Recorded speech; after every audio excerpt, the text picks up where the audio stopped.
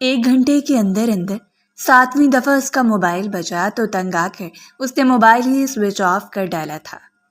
کس کی بار بار کال آ رہی ہے تمہیں؟ تم کچھ پریشان بھی لگ رہے ہو۔ کامران نے جانچی ہوئی نظروں سے اسے دیکھا۔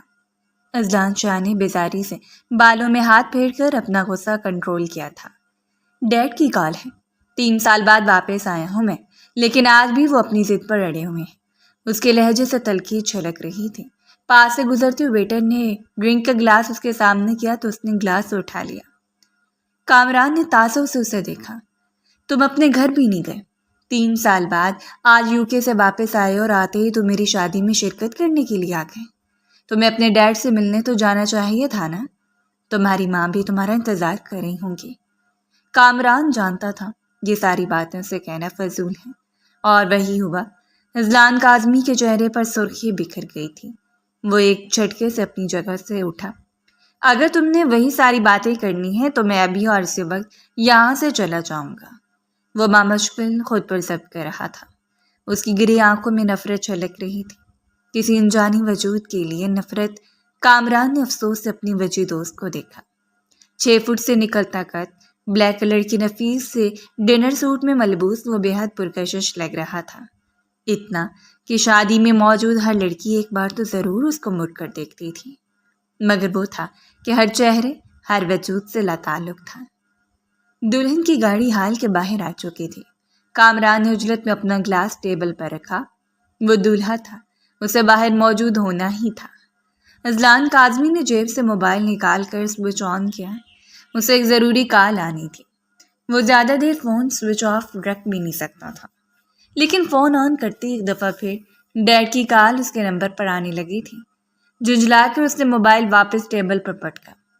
آخر ڈیڈ کو بتایا کس نے کہ میں واپس آ گیا ہوں؟ لب بھیج کر اس نے ٹیبل پر مکہ مارا۔ آس پاس موجود کئی افراد اس کی طرف دیکھنے لگے تھے۔ اذلان کاظمی نے اپنی بیزاری چھپانے کے لیے رخ موڑ لیا۔ مرکزی دروازے سے کامران اپنی دلہن کو لے کر اندر جا رہا تھا۔ اس کے پیچھے پیچھے دلہن کے رشتہ دار بھی تھے۔ اذلان کاظمی چند لمحے تک انہیں دیکھتا رہا اور پھر یکدم ٹھٹکا۔ بے اختیار ہی اس کے ہاتھ میں پکڑا ہوا جوس کا گلاس چھلک گیا تھا۔ دلہن کے سرخ رنگ کے جوڑے کے عین پیچھے سے سیاہ رنگ کی ساڑی کی ایک جھلک دکھائی دی تھی، اور جس لڑکی نے وہ ساڑی پہن رکھی تھی وہ حسن کا کوئی مجسمہ تھی۔ دراز قد، نازک سی جسامت والی وہ لڑکی جس نے بلیک بالکل سادہ ساڑی پہن رکھی تھی، فل سلیوز اور فل بلاؤز کا ساتھ اس کے جسم کا 1 انچ بھی دکھائی نہیں دے رہا تھا، مگر اس کے باوجود وہ بے حد حسین لگ رہی تھی۔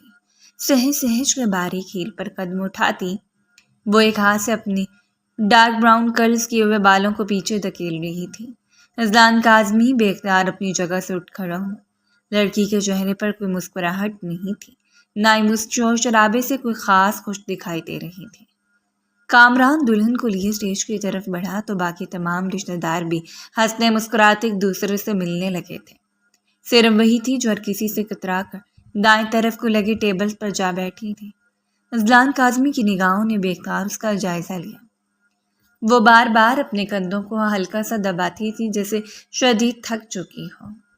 وہ کوئی عام مرد ہوتا تو 100 دفعہ سوچتا، بات کرتا، لڑکی سے اس کا نمبر لیتا یا کوئی اور بال چلتا، مگر وہ اذلان کاظمی تھا۔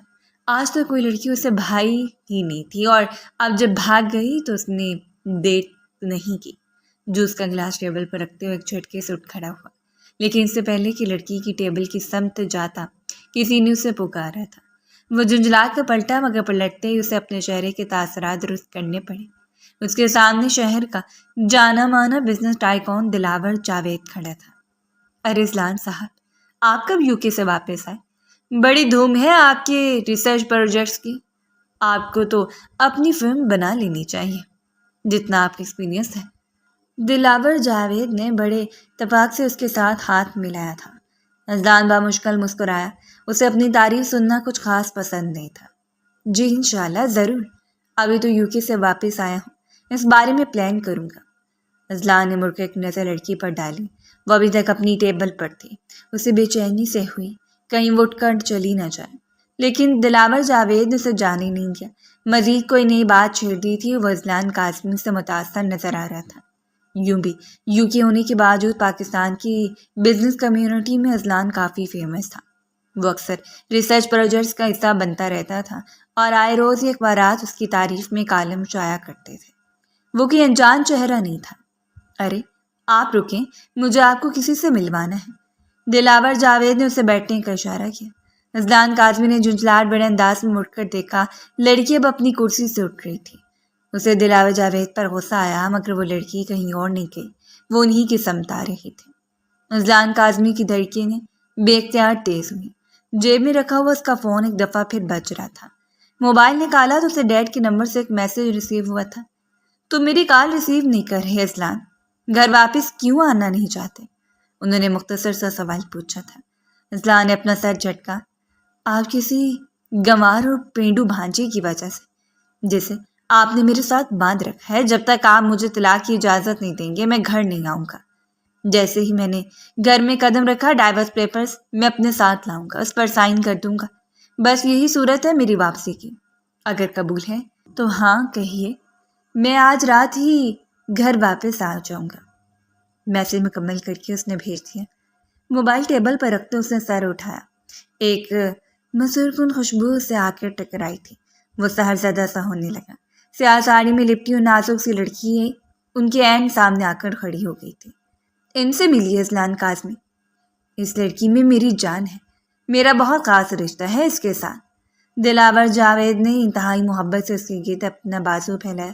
اذلان کاظمی کا دماغ بھگ سے اڑا۔ لڑکی کے چہرے پر کوئی مسکراہٹ نہیں تھی، اس نے سلام کرنے کی بھی کوئی کوشش نہیں کی تھی۔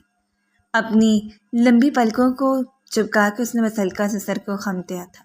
اذلان کے سامنے پڑا موبائل ایک دفعہ پھر روشن ہوا۔ اس نے سن پڑتے حساب کے ساتھ ایک نظر موبائل پر ڈالی۔ ڈیڈ کا میسج ریسیو ہوا تھا اور ساتھ ایک تصویر بھی تھی۔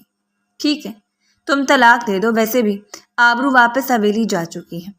یہ تمہاری وہ بیوی ہے جسے تم طلاق دینے کی بات کرتے ہو۔ ڈائیورس پیپر لیتے آنا، مجھے کوئی اعتراض نہیں۔ کسی سحر زدہ انسان کی طرح اذلان کاظمی تصویر کھولی۔ کوئی پہاڑ سا تھا جو اس کے وجود پر ٹوٹا تھا۔ سادہ سے شلوار قمیض میں ملبوس، ڈارک براؤن بالوں والی مسکراتی وہ لڑکی کوئی اور نہیں تھی بلکہ وہی تھی جو اس کے سامنے کھڑی تھی۔ اذلان کاظمی نے بے یقینی سے سر اٹھایا۔ دونوں لڑکیوں میں کوئی فرق نہیں تھا، وہی چہرہ، وہی آنکھیں، وہی وجود۔ اس نے بے یقینی سے تصویر کو زوم کیا۔ کیا ہو گیا اذلان صاحب، آپ کسی پریشانی کا شکار لگتے ہیں؟ دلاور جاوید نے اس کے کندھے پر ہاتھ رکھا۔ فون بے اختیار اذلان کے ہاتھ سے چھوٹ کر نیچے جا گرا۔ اس نے بے یقینی سے سامنے کھڑی لڑکی کو دیکھا جو اس کی بیوی تھی۔ ان کا کیا نام ہے؟ سرسراتے ہوئے اس کے لبوں سے بس اتنا نکلا تھا۔ دلاور جاوید ہلکا سا مسکرایا۔ اس کا حسن ہر کسی کو ایسا ہی کر دیتا ہے، ویسے اس کا نام آبرو ہے، آبرو علی شاہ۔ دلاور جاوید نے اذلان کاظمی کے کانوں میں سور پھونک دیا تھا۔ اس نے ایک دفعہ پھر آبرو کے کندھے پر اپنا ہاتھ پھیلا کے اسے خود سے قریب کیا۔ وہ جیسے جبرن مسکرائی تھی۔ اذلان کے اندر چناکے سے کچھ ٹوٹا۔ وہ خود کو روک نہیں پایا تھا۔ بری قوت سے اس نے دلاور جاوید کو پیچھے دھکیلا۔ تمہاری ضرورت کیسی میری بیوی کو ہاتھ لگانے کی؟ وہ ہلک بڑھ دھارا تھا۔ حال میں ایک دم سناٹا چھا گیا۔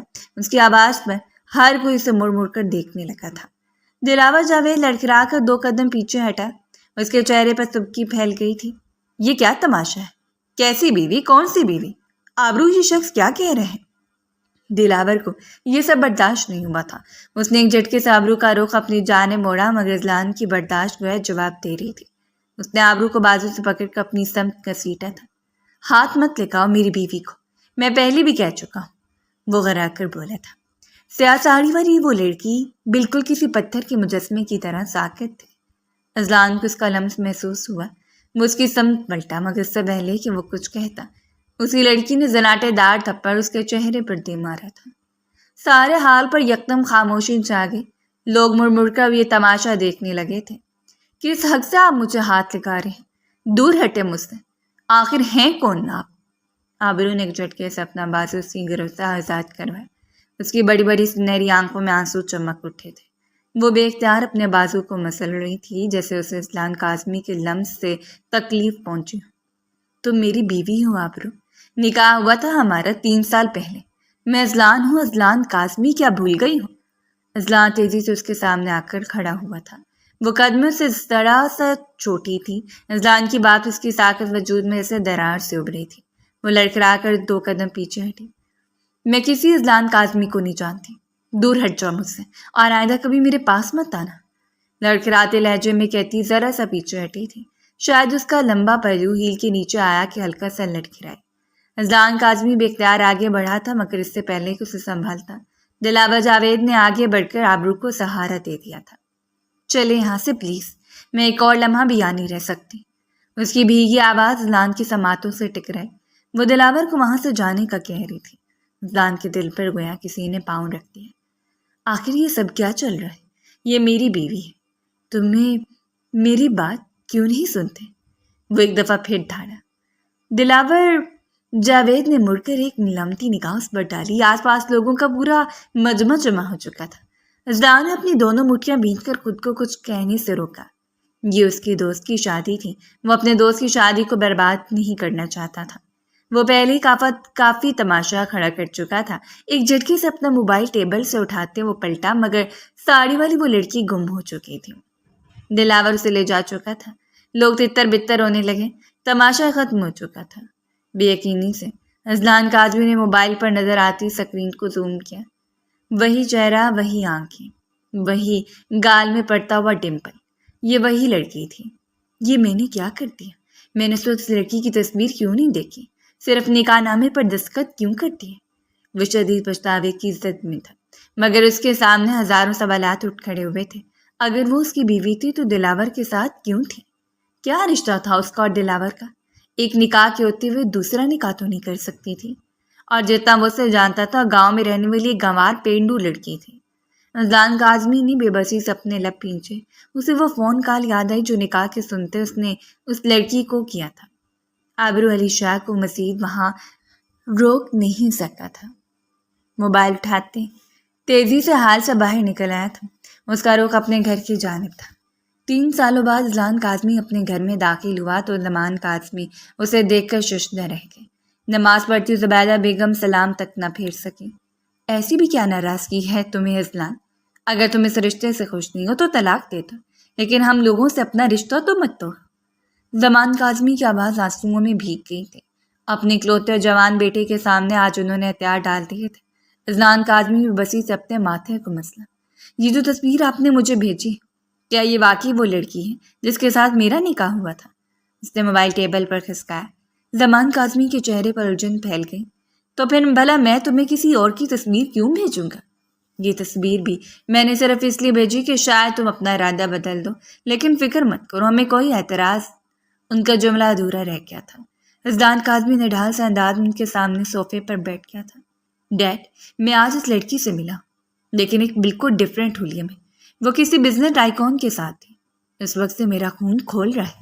وہ میرے نکاح میں اور کیسے کسی اور مرد کے ساتھ؟ اس نے شدت ضرب سے اپنی مٹھیاں بھینچ لیں۔ سنہری آنکھوں میں سرخی جھلکنے لگی تھی۔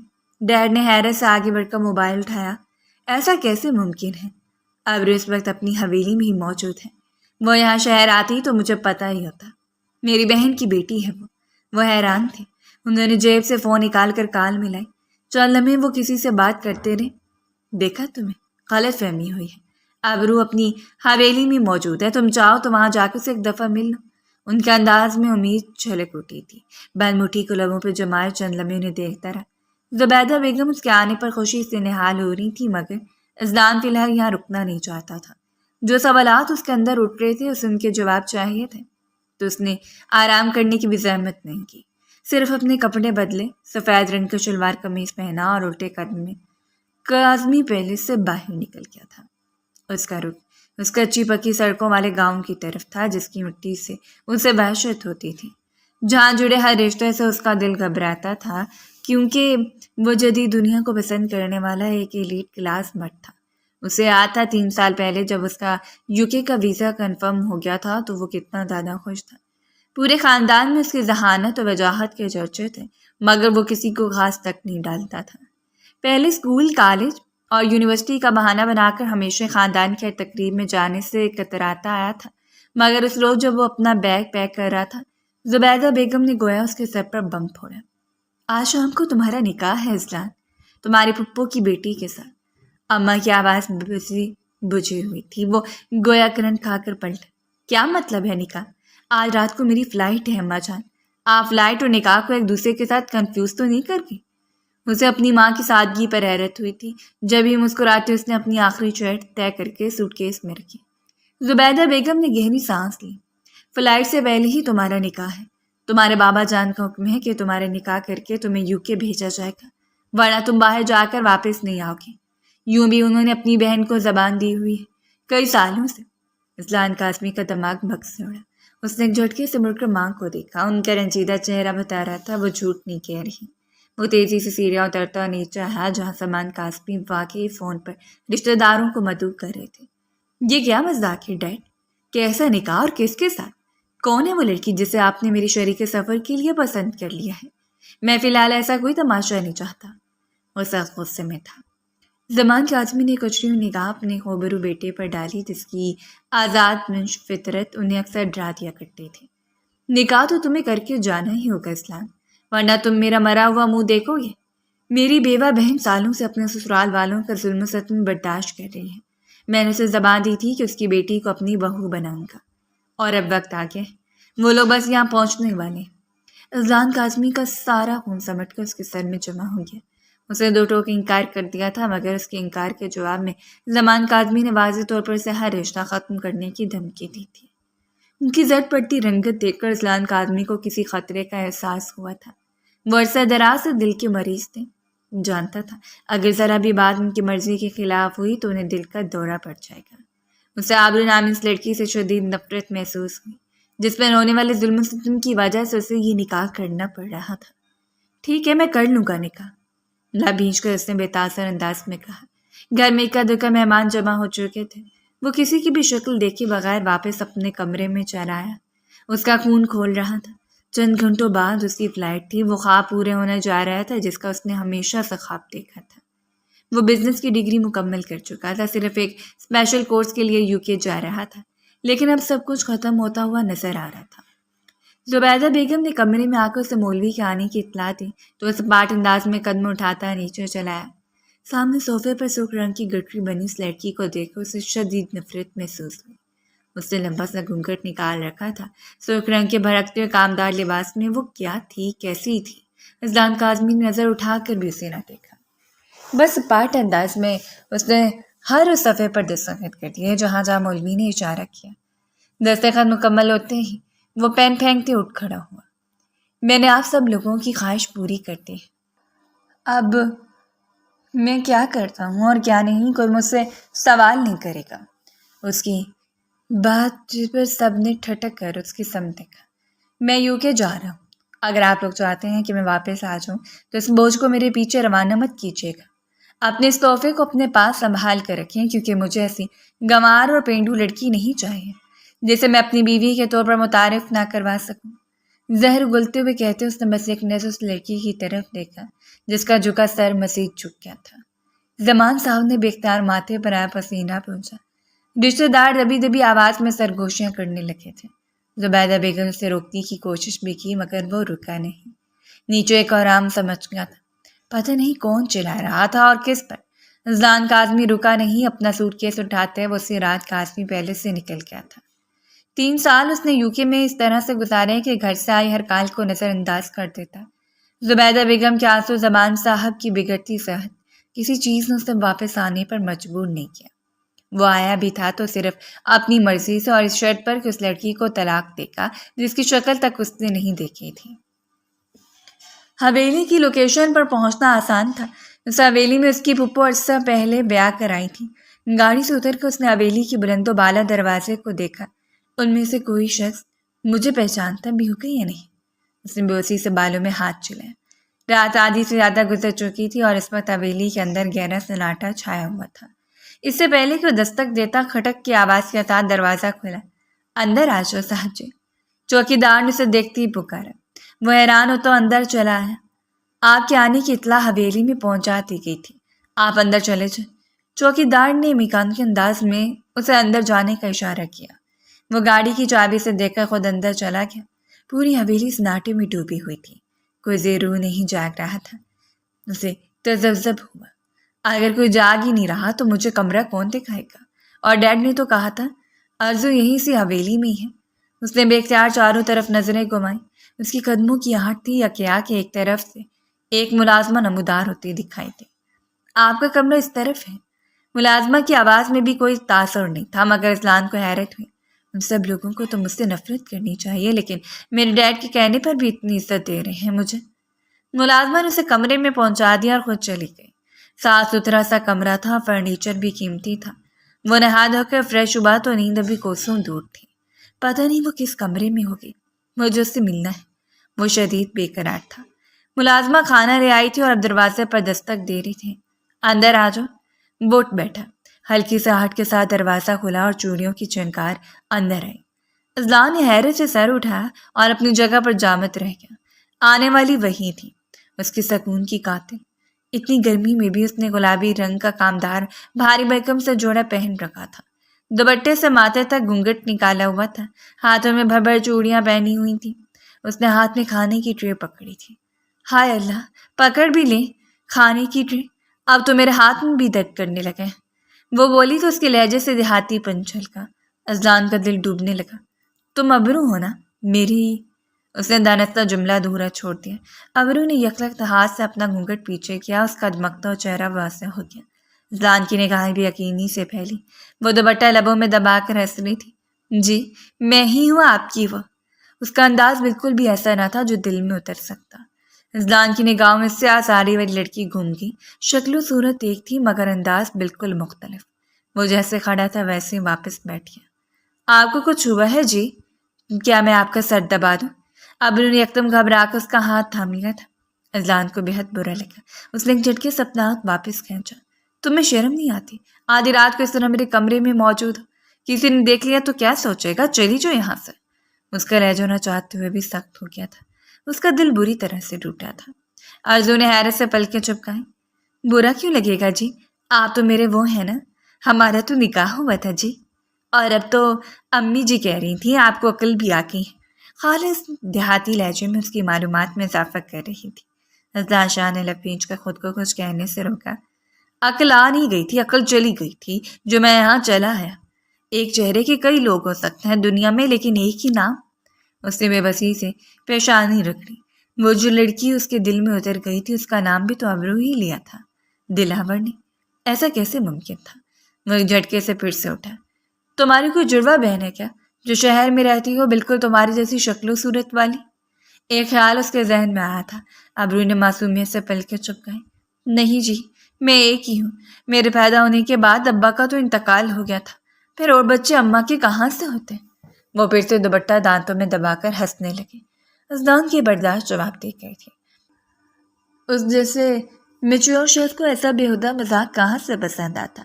الٹا اسے سامنے کھڑی ابرو سے وحشت ہونے لگی تھی۔ تم پلیز چلی جاؤ، مجھے کچھ چاہیے ہوگا تو میں ملازمہ کو بلا لوں گا۔ خود پر ضبط کرتے اس نے دروازے کی طرف اشارہ کیا۔ ابرو نے ہاتھ کی انگلی کو ذرا سا دانتوں میں دبایا، جی بڑھ کے اسے دیکھا اور پھر ہنستی ہوئی کمرے سے باہر چلی گئی۔ اذلان چکراتے سر کو سنبھالتے واپس بیڈ پر بیٹھ گیا۔ اسے بڑی غلطی ہو چکی تھی۔ یہ لڑکی وہ نہیں تھی، وہ تو کوئی اور تھی جو نہ جانے دلاور جاوید کے ساتھ کس رشتے میں منسلک تھی۔ اسے دلاور جاوید کا ابرو کے گرد اپنا بازو پھیلانا یاد آیا تو اس کا خون تک کھول اٹھا تھا۔ مجھے صبح ہوتے ہی یہاں سے نکلنا ہے، اس رشتے کو تو ختم ہی ہو جانا چاہیے۔ میں ایسی گنوار لڑکی کے ساتھ نہیں رہ سکتا۔ کروٹ بدل کر سونے کی کوشش کرنے لگا تھا۔ ابھی سے سوئے 1 گھنٹہ 2 ہی گزرے تھے جب کسی نے جھنجھوڑ کر اس کا کندھا ہلایا۔ اذلان بھائی اٹھ جائیں، صبح ہو گئی ہے۔ کسی نے بڑی اپنائیت سے پکارا تھا۔ یہ کسی لڑکے کی آواز تھی۔ وہ بمشکل آنکھیں مسلسل اٹھ کھڑا ہوا۔ کھڑکی کے پردے کسی نے سمیٹ کر ایک طرف کر دیے تھے اور پوری کھڑکی کھول دی تھی۔ نہ صرف کھڑکی بلکہ دروازہ بھی کھلا تھا اور باہر سے آتی چہل پہل کی آوازیں اور روشنی سے اندازہ ہو رہا تھا کہ صبح ہو چکی ہے۔ لیکن اتنی صبح تو وہ اٹھنے کا عادی ہی نہیں تھا۔ اذلان کاظمی نے موبائل پر وقت دیکھا، صبح کے 6:30 بج رہے تھے۔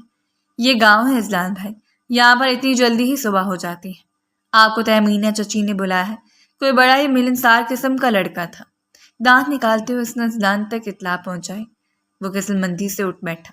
تہمینہ اس کی وہی پھوپھو تھی جس کی بیٹی کی تلاش میں یہاں تک آیا تھا۔ ابرو کا خیال ذہن میں آتے اس کا الگ تک کڑوا ہو گیا۔ واش روم میں جا کر نہانے اور باہر نکلنے تک اس نے پکا ارادہ کر لیا تھا کہ اب وہ یہاں 1 منٹ نہیں رکے گا، بس پھپھو کو سلام کرے گا، رشتے سے معذرت کرے گا اور واپس اپنے شہر۔ وہ تبریز نامی اس لڑکی کے ساتھ باہر نکلا تو ٹھٹک کر رک گیا۔ سامنے سے آتی اسے آبرو دکھائی دی۔ رات کے ورکیلے لباس کی بجائے فی الحال اس نے سادہ شلوار قمیص پہن رکھا تھا۔ دوپٹہ دائیں کندھے سے گزار کر کمر پر گرہ لگا رکھی تھی۔ چہرے پر زمانے بھر کی الجھن تھی۔ اس کے ہاتھ میں کوئی بالٹی سی تھی۔ ڈیرے سے شکایت آئی ہے کہ آپ مکھن صحیح سے نہیں نکالتی، ذرا آج محنت زیادہ کرنا۔ لڑکی نے اسے آواز لگائی۔ جواباً سے جھجلا کر اپنا سر جھٹکا تھا۔ اذلان کا دل مزید برا ہوا۔ یہ لڑکی اپنے ہاتھوں سے دودھ میں سے مکھن بھی نکالتی۔ وہ خاموشی سے قدم آگے بڑھا گیا۔ تبریز نامی لڑکا اسے کمرے میں بٹھا کر چلا گیا، جہاں ایک بوڑھا سا آدمی خوشمگی نگاہوں سے اذلان کو گھورنے لگا تھا۔ تو تم ہو وہی تہمینہ کے بھانجے جس کے ساتھ بڑے کروفل کے ساتھ نکاح کیا تھا اس نے ابرو کا؟ پھر منہ کی کھائی ہے نا اس نے؟ اتنے بھرے پڑے سسرال کے ہوتے ہوئے بھی نہ جانے اس عورت کو اپنا میکا ہی ہمیشہ کیوں یاد آتا ہے۔ وہ غلام لباس تھے، تہمینہ پھپھو کی سسر۔ اذلان کا آدمی نے صبر کا کروا گھونٹ بڑھا۔ وہ یہاں کسی قسم کی خاندانی سیاست میں انوالو ہونے نہیں آیا تھا۔ تہمینہ پھپھو کمرے میں داخل ہوئی تو اپنی جگہ سے اٹھ کھڑا ہوا۔ پھپھو نے اسے ساتھ لپٹا کر خوب پیار کیا۔ وہ اتنی صبح صبح بھی کچن سے باہر نکلی تھی۔ میں بس سب کے لیے ناشتہ بنا رہی تھی، تمہارے لیے بھی بنا دیا، ابھی بھجواتی ہوں۔ وہ محبت سے کہتی بیٹھنے لگی تھی کہ ان کے سسر کو یاد آ گیا، انہوں نے دوائی نہیں کھائی۔ وہ بیٹھتے بیٹھتے اٹھ کر چلی گئی۔ اذلان سخت بدمزہ ہوا۔ اب پھپھو آ کر بیٹھیں تو میں ان سے معذرت کروں اور یہاں سے جاؤں۔ اس نے بے چینی سے کرسی پر پہلو بدلا تو اگلے دروازے سے باہر کا منظر واضح ہو گیا۔ ارزو اب ایک برتن اٹھائے ذہن کی دوسری طرف جاتی ہوئی دکھائی دے رہی تھی۔ یہاں سے حویلی کا کھلا دالان واضح تھا۔ اگرچہ حویلی بہت خوبصورت تھی مگر مویشی اس حویلی کے کونے میں ہی باندھ رکھے تھے۔ شاید یہ گھر کے استعمال کے مویشی تھے۔ اس نے ابرو کو ان مویشیوں کے سمت جاتے دیکھا اور تھوڑی دیر بعد جو منظر اسے نظر آیا اس پر اسے زور سبکائی ہے۔ ابرو نے گوبر بھر بھر کر پرات جیسے برتن میں رکھنا شروع کر دیا تھا۔ او گاڈ، کہاں یہ لڑکی اور کہاں میں؟ اس سیاہ ساڑی والی حسین لڑکی کو اس کے ساتھ کمپیئر کر بیٹھا۔ مجھے جانا چاہیے۔ وہ ایک جھٹکے سے اٹھا۔ تہمینہ پھپھو اسی لمبے کمرے میں داخل ہوئی۔ ان کے ہاتھ میں ناشتے کی ٹرے تھی۔ ان کی محبت کے آگے اذلان کو بے بس ہونا پڑا۔ گاؤں کے سادہ اور دیسی ناشتے نے لطف دیا مگر وہ دانستہ کھلے دروازے سے دیکھنے سے کتراتا رہا۔ ابرو کے حال میں دیکھ کر اس کا اپنی قسمت پر ماتم کرنے کا دل چاہ رہا تھا۔ کمرے میں کوئی داخل ہوا۔ وہ کوئی درمیانی عمر کا مرد تھا۔ آتے اس نے ایک شرٹ تہمینہ پھپھو کی جانب اچھالی۔ کتنی بار کہا ہے میرے کپڑے الگ دھویا کرو، پھر کسی دوسرے کپڑے کا رنگ لگا دیا تمہیں؟ اور تمہاری بیٹی کو کبھی بھی کوئی عقل آئے گی بھی یا نہیں؟ سالوں سے تم لوگوں کو پال پال کر صرف اپنے بوجھ میں اضافہ ہی کیا ہے۔ آنے والے شخص کے انداز پر اذلان نے بمشکل خود پر ضبط کیا۔ تہمینہ پھپھو شرمندگی سے اٹھ گئی تھی۔ رمضان بھائی، میں ابھی دھو کر لا جاتی ہوں۔ انہوں نے شرٹ اٹھا لی۔ جتنی دیر اذلان وہاں بیٹھا رہا اسے اندازہ ہو گیا تھا کہ تہمینہ پھپھو کے ساتھ وہاں جانوروں سے بدتر سلوک تھا۔ اسے افسوس ہونے لگا۔ شاید یہ سب اس وجہ سے تھا کہ تہمینہ پھپھو کے شوہر کا عرصہ ہوا انتقال ہو چکا تھا اور ان کی بس ایک ہی اولاد تھی، ابرو۔ وہ چونکا اور تبھی اس نے غور کیا سوائے تہمینہ پھپھو اور ابرو کی اس حویلی میں اور کوئی کام کرتا ہوا نظر نہیں آ رہا تھا۔ ملازمین موجود تھے مگر گھر کے تمام افراد یا تو سو رہے تھے یا پھر اسکول، کالج اور یونیورسٹی کے لیے تیار ہو رہے تھے۔ اس نے چائے کا کپ واپس ٹیبل پر رکھا اور کھڑا ہوا۔ بس اتنا ہی کافی ہے، اس سے زیادہ میں سوشل ورک نہیں کر سکتا۔ ہمدردی الگ بات ہے، میں اس لڑکی کے ساتھ اپنا نکاح جیسے رشتہ کیسے قائم رکھ سکتا ہوں؟ وہ تہمینہ پھپھو کے سسر کو سلام کر کے کمرے سے باہر نکل آئے۔ ابرو گوبر کے اپلے تھاپ کر دیواروں پر لگا چکی تھی۔ اسے دیکھتے ابرو نے ماتھے تک ہاتھ لے جا کر اسے سلام کیا اور انہیں اترے ہاتھوں سے اپنا دوپٹہ لبوں میں دبا کر کھلکھلا کر ہنستی بھاگ کے اندر چلی گئی۔ اذلان نے سجد کرتے ہوئے چہرہ ہی دوسری طرف کر لیا۔ وہ وہاں سے چلا جانا چاہتا تھا مگر پھپھو نے اتنی محبت سے اسے روکا کہ انکار ہی نہ کر سکا۔ تبریز، عمر اور شبان نامی ابرو کے سارے کزن اذلان سے بڑے متاثر دکھائی دے رہے تھے کہ وہ UK سے پڑھ کر آیا تھا اور اب اپنا کاروبار شروع کرنے کا ارادہ رکھتا تھا۔ میں بس آج رات تک ہی رکوں گا، کل صبح میں واپس چلا جاؤں گا۔ پھپھو، اس نے یاد دہانی کروائی۔ پھپھو مان گئی۔ وہ خود بھی چاہتا تھا کہ کم سے کم اسے اتنا وقت مل جائے کہ طریقے سے اس رشتے سے معذرت کر سکے مگر اسے نہیں پتا تھا کہ یہاں رک کر اس نے زندگی کی سب سے بڑی غلطی کر ڈالی ہے۔ وہ حویلی میں رک تو گیا لیکن اس نے اپنے طور پر چھان بین کرنا شروع کر دی۔ شام تک وہ مکمل طور پر مایوس ہو گیا تھا۔ ابرو وہ لڑکی نہیں تھی جسے اس نے فنکشن میں دیکھا تھا۔ ابرو تو حویلی کے کاموں میں دن رات مصروف رہنے والی لڑکی تھی جس نے رو کا انٹر تک تعلیم حاصل کی تھی۔ گریجویشن میں داخلہ لیا تھا مگر پھر ادھورا چھوڑ دیا۔ اب وہ اذلان قاسمی کے نکاح میں بیٹھی اپنی رخصتی کے منتظر تھی۔ وہ کھول کر رہ گیا۔ جلدی میں تمہارا انتظار ختم کر دوں گا محترمہ ابرو۔ بیگ تو لایا نہیں تھا، پیکنگ کیا کرنی تھی؟ بس یوں ہی اپنے کمرے میں لیٹ کر وقت گزارنے کا انتظار کرتا رہا۔ صبح پہر شام میں ڈھل رہی تھی کہ اس کمرے کا دروازہ کھل کر تبریز اندر داخل ہوا۔ اس کے چہرے پر بڑا جوش و خروش پھیلا ہوا تھا۔ اذلان بھائی، آپ پہلی دفعہ گاؤں آئے ہیں اور آپ ابرو کے کزن بھی ہیں۔ آئیں، ہم آپ کو اپنا گاؤں گھماتے ہیں۔ اس نے اتنی چاہت سے کہا کہ اذلان انکار نہ کر سکا۔ بیزار ہونے کے باوجود وہ اٹھ کھڑا ہوا۔ تبریز عمر شبان نامی اپنے کزنوں کو بھی ساتھ لے آیا تھا۔ وہ تینوں 20 اور 22 سال کے درمیانی عمر کے تھے۔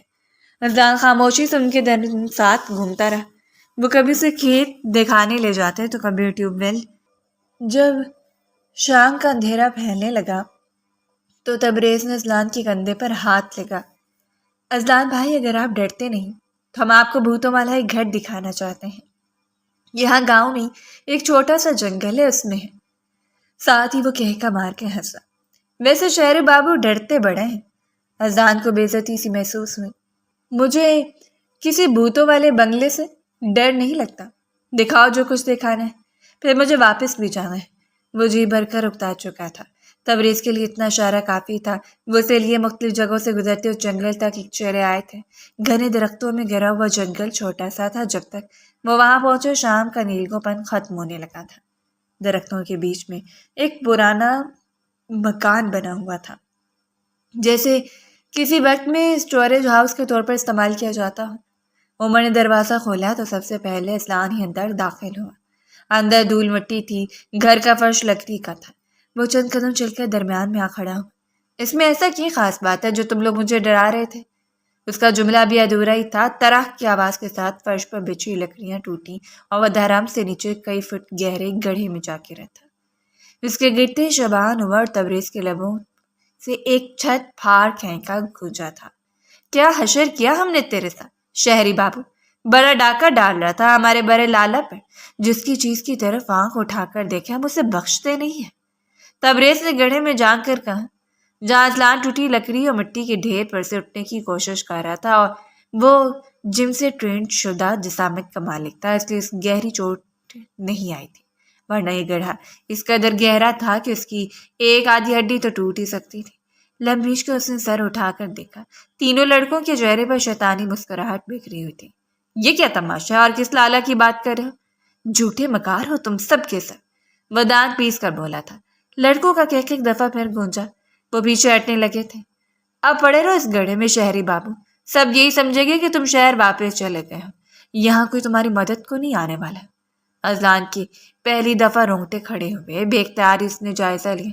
گڑھا بےحد گہرا تھا، وہاں اس کے ساتھ ٹوٹ کر نیچے پڑی چند لکڑیاں تھیں، مگر وہ اس کی کسی کام کی نہیں تھی۔ اسے چند ایک بار گڑھے کی دیواروں سے چڑھ کر اوپر آنے کی کوشش کی، مگر وہ بڑی مٹی تھی، جہاں وہ ہاتھ آتا مٹی جھڑ کر نیچے جا پڑتی۔ لڑکے دروازے کو تالا لگا کر جا چکے تھے۔ ان کی آوازیں کچھ دیر آتی نہیں اور پھر چاروں طرف سناٹا چھا گیا۔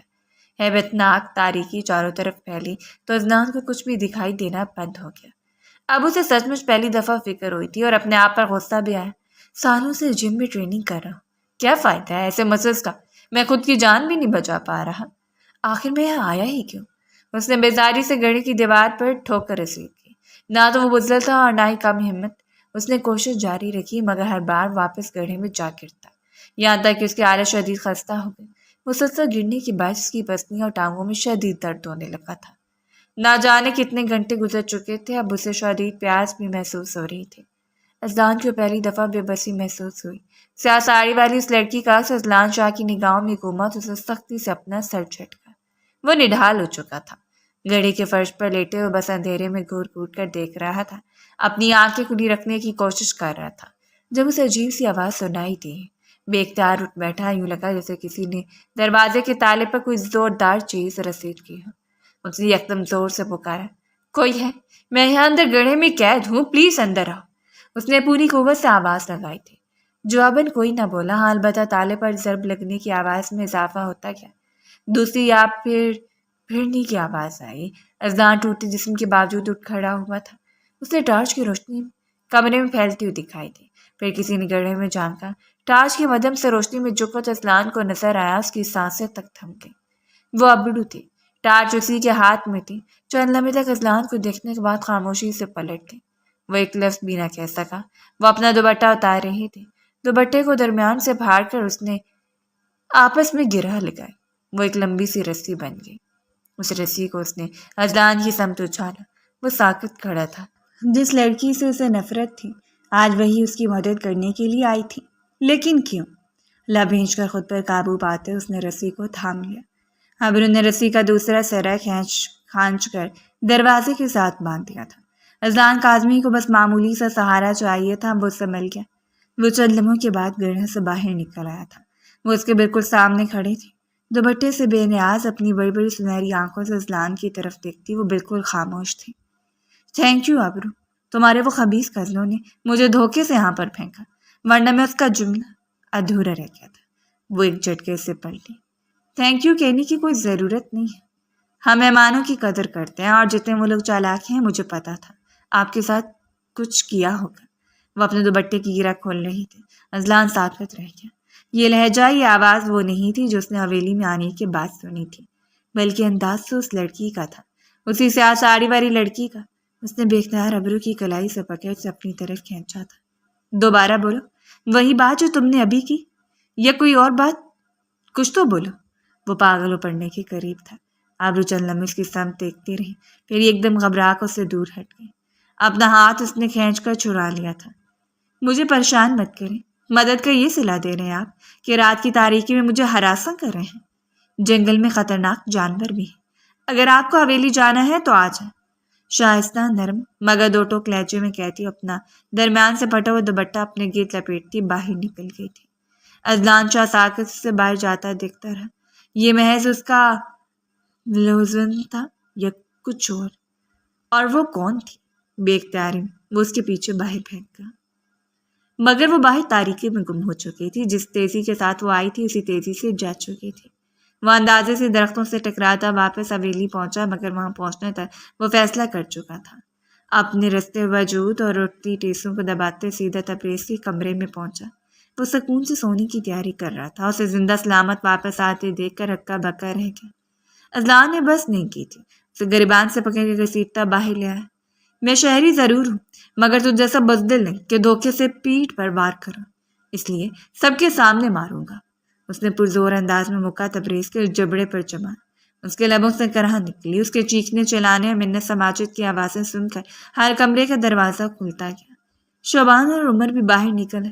اذلان نے کسی پر رحم نہیں کیا تھا، نہ کسی کی آواز پر۔ اس نے کان دھرے۔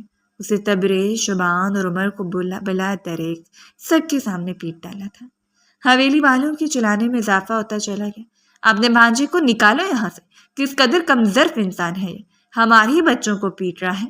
یہ غلام عباس کی گرجدار آواز گونجی تو اذلان نے عمر کا کالر چھوڑ کر اسے زمین پر پھینکا۔ وہ تینوں مار کھا کر اب لہولہان ہوئے زمین پر پڑے تھے۔ تہمینہ پھپھو کی آنکھوں میں آنسو تھے۔ اذلان نے تل کی نگاہوں سب پر ڈالے۔ میں یہاں رکنے کے لیے آیا بھی نہیں تھا، میں جا رہا ہوں۔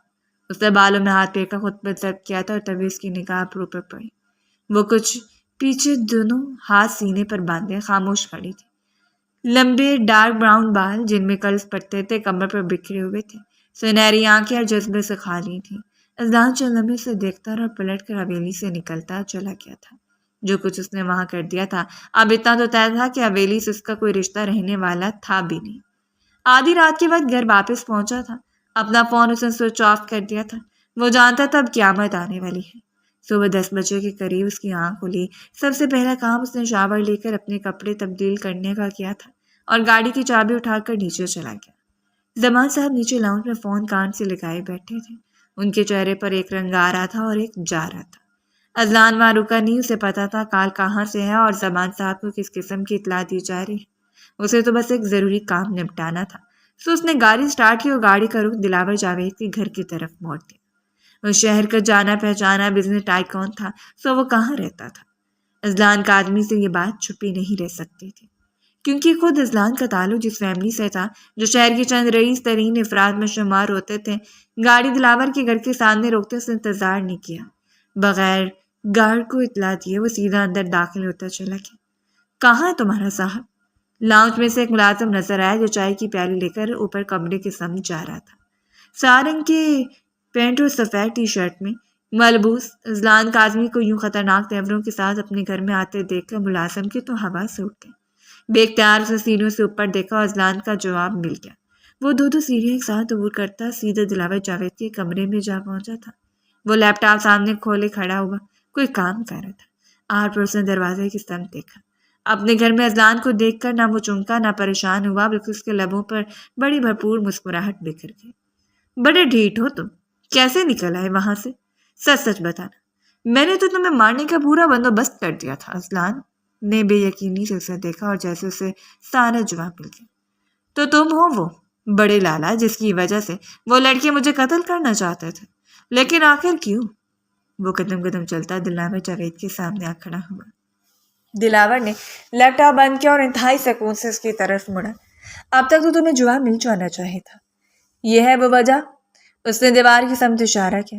اذلان کو بے ساختہ جھٹکا لگا۔ دیوار پر کئی تصویریں لگی تھیں، ہر تصویر میں آبرو مسکرا رہی تھی۔ وہ سب انجانے میں کھینچی ہوئی تصاویر میں سے کوئی تصویر کالج کے لباس میں تھی، کوئی گھریلو حلیے میں۔ ہر تصویر میں یا تو کوئی کام کرتی دکھائی دے رہی تھی یا کتاب کھولے کچھ پڑھتی ہوئی۔ اذلان کا سارا خون سمٹ کر سر میں چمتا ہوا محسوس ہوا۔ ہاں، یہ تمہاری بیوی ہے، ٹھیک پہچانا تھا اس روز تم نے۔ مجھے پتا تھا تم اپنے دوست کی شادی میں شرکت کرو گے، اس لیے میں جان بوجھ کر اسے وہاں لایا تھا۔ میں چاہتا تھا تمہارے سامنے میں اسے اپنے ساتھ رکھوں۔ میں بس آبرو کا ریئیکشن دیکھنا چاہتا تھا اور میں کامیاب رہا۔ وہ تم سے شدید نفرت کرتی ہے اور چونکہ وہ تم سے سخت ناراض تھی تمہارے انکار کی وجہ سے، سو اس نے حامی نہیں بھری اور میں تو چاہتا ہی تھا کہ وہ تم سے دور ہو جائے۔ جانتے ہو میں کون ہوں؟ آبرو کا چچا زاد عرصہ دراز ہوئے حویلی سے نکل آیا اور شہر میں اپنا بزنس کھڑا کیا۔ حیرت میں تم جیسے ذہین آدمی کو میرے بارے میں علم کیوں نہیں تھا؟ وہ دونوں ہاتھ جیبوں میں ڈالے اطمینان سے اس کے سامنے آ کھڑا ہوا تھا۔ اذلان نے لب بیچ کو اسے دیکھا۔ کیوں کیا تم نے یہ سب کچھ؟ کیوں مارنا چاہتے تھے تم مجھے؟ دلاور جاوید نے کہہ لگایا۔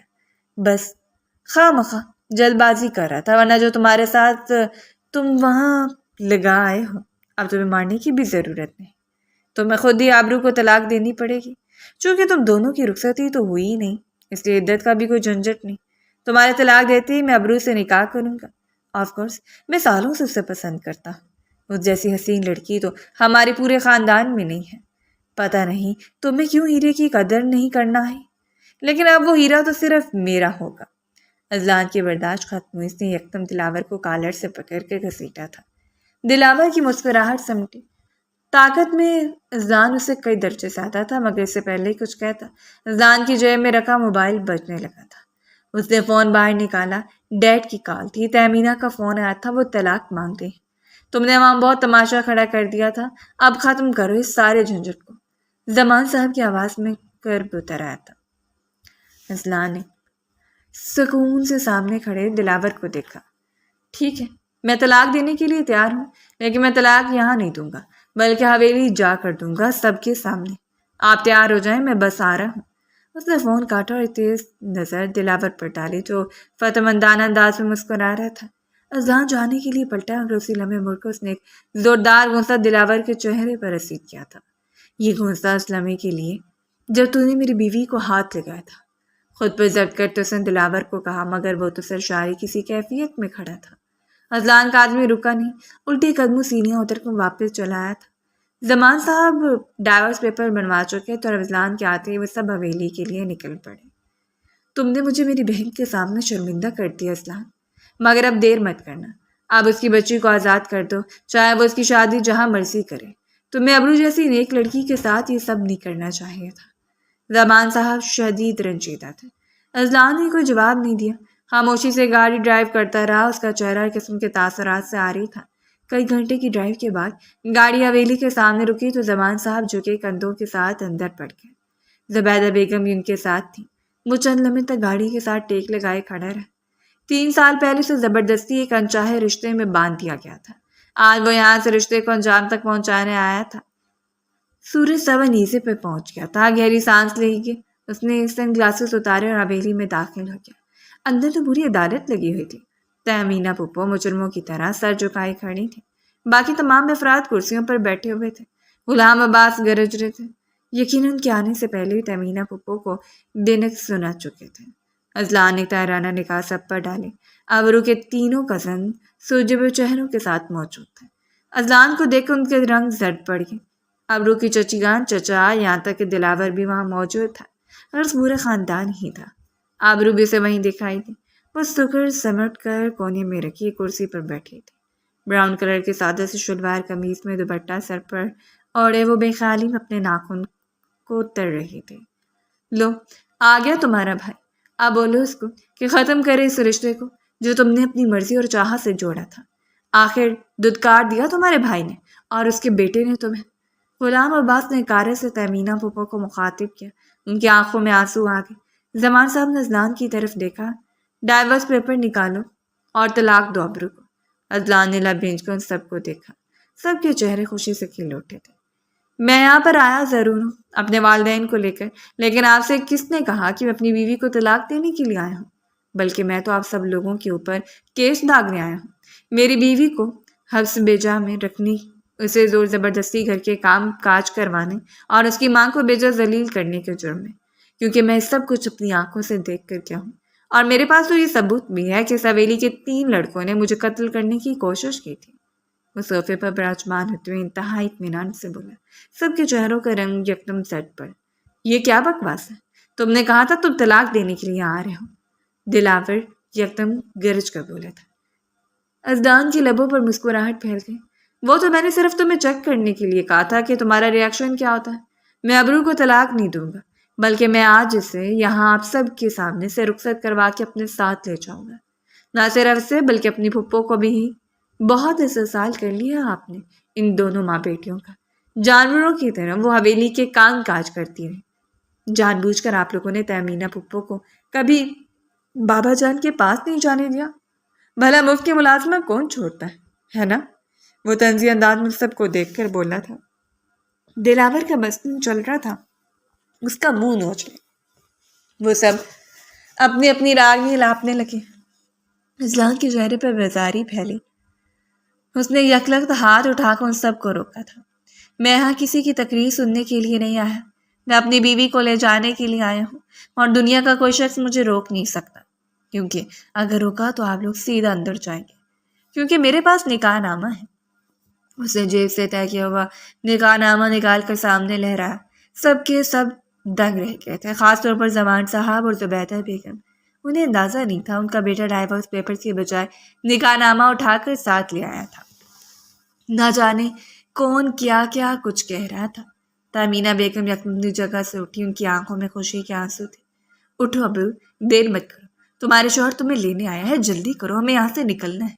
انہیں تو جیسے نئی زندگی کا اشارہ مل گیا تھا۔